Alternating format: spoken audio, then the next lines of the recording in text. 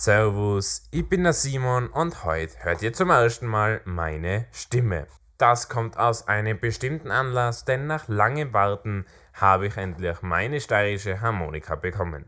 Und im heutigen Video werdet ihr alles über sie erfahren und sie auch hören.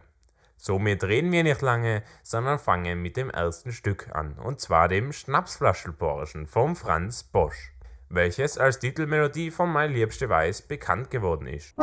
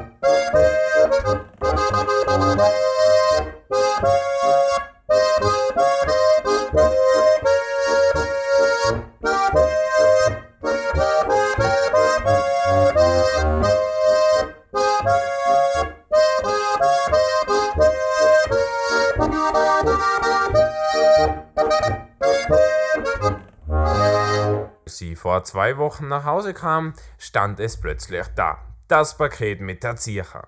Natürlich habe ich mich sehr gefreut, denn die Harmonika ist nahezu perfekt. Man muss dazu sagen, dass meine andere Harmonika schon über 20 Jahre alt ist und sich einiges verändert hat in Klang und Co.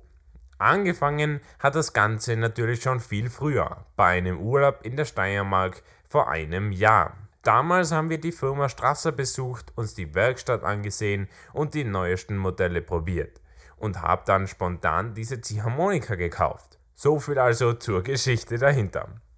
Dann kommen wir auch schon zum zweiten Stück, dem Stricklerlandler, eines meiner absoluten Lieblingsstücke.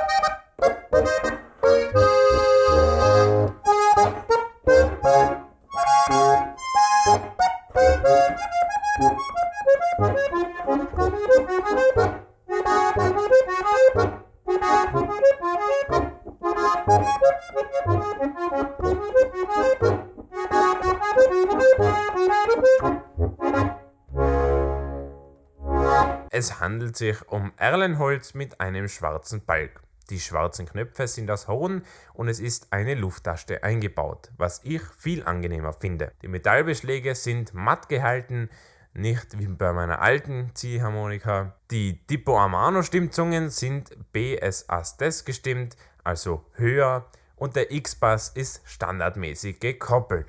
2 der 16 Bässe sind Mollbässe und neben den 46 Ganztönen hat sie 2 Halbtöne. Wichtig war mir auch eine Sonderschwingung, bei welcher ich mich für wenig entschieden habe. Insgesamt kommt man also auf eine Summe von rund 5.400 Euro.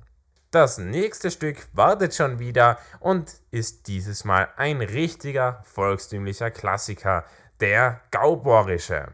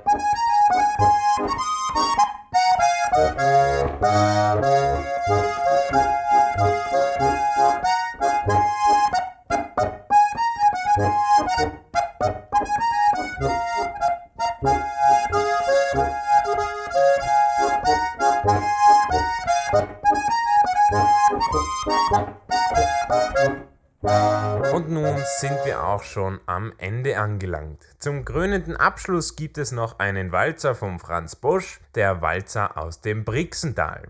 Ich verabschiede mich hier und jetzt von euch und wünsche euch einen schönen Tag und hoffe, euch hat das Video gefallen.